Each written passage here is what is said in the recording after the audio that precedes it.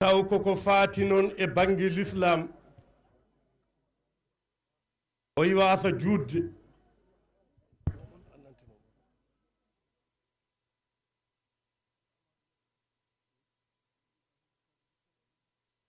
ceerno Saharani de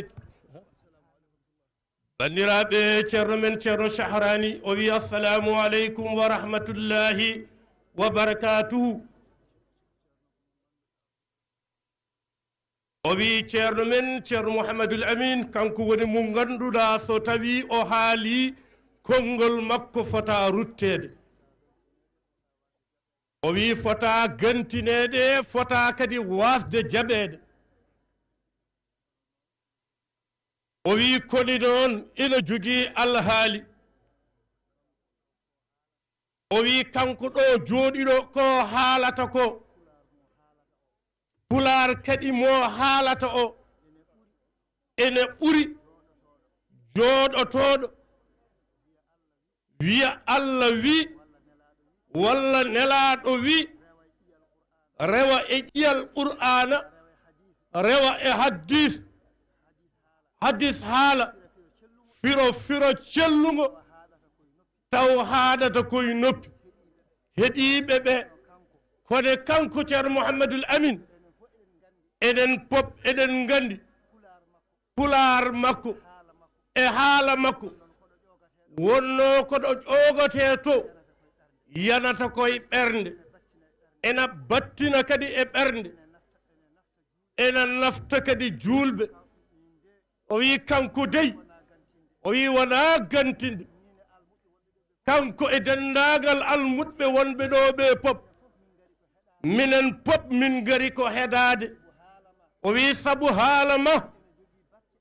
ena jogii batte e nder ɓerɗe julɓe ena jogii kadi janirgal e nder ɓerɗe julɓe ɓe wonno to haala ka woynoto to ƴogate to joogirde ɗe jiiɗa aan ƴoogirgal ngal ma ngal wona mantudema dey o wi koko min ceeɗi ko ɗum woni kadi ko julɓe ɓe pop ceeɗi hay sinno ko konngol gootol iwi e ma ɓuri battinde naftude kanko de omo seeɗi ɗum e hoore makko omo andi heddiɓe ɓe kadi ko noon min jiɗi ceerno kono fotiri fof pulaar ma laaɓɗo cer o pulaar ma o haalata ko haala Allah e ko Allah haali pulaar ma o ko hadis nelaado Allah sallallahu alayhi wa sallam tindinta ko firata ko ko ɗum haala ma ka ko ɗum woni ko haalata ko qur'ana firata ko tindinta ko ɗum woni haala ma ka ɗum ko woni kaka haalata wondude noon e yaafuya emin jiɗi dey no fotiri fof laarande ma o wi ko ɓeydare konngol ma ko ɓeydare golle ma ko ɓeydare wona mantude ma dey ko ni woori ko ni kadi yiira ko ni kadi seedora allahumma salli ala rasulillah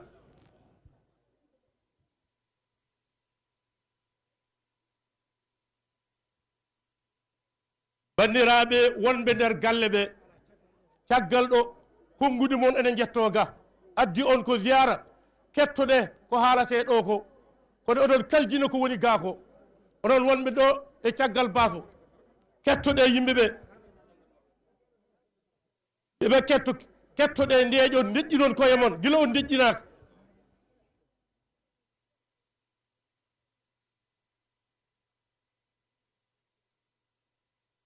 wonɓe caggal basɓe konngudi moon enen jetto ga so tawi oɗon nana micro deƴƴe kettoɗon kuccuɗon eko addi on ko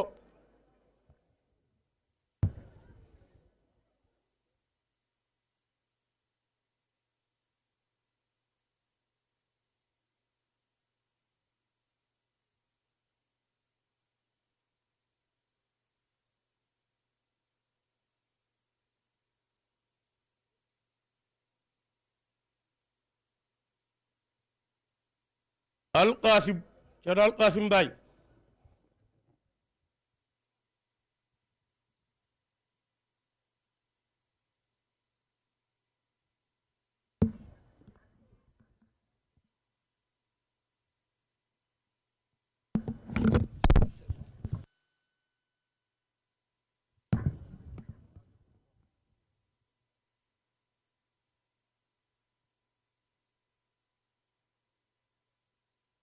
أعوذ بالله من الشيطان الرجيم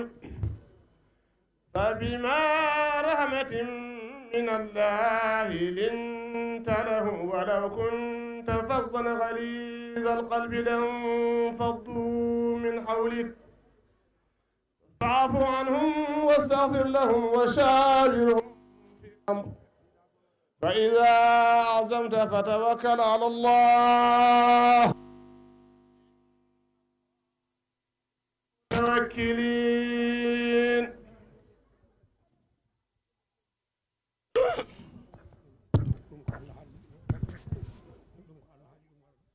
o yimɓere ɗum ɗo ko Allah haali ɗum walla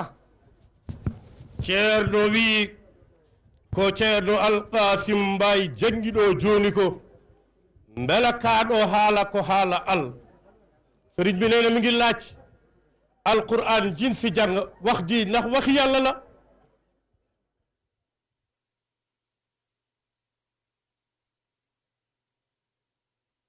o wi nelaaɗo Allah sallallahu alayhi wa sallam nee na suñu yonent bi di yonent yàlla Muhammad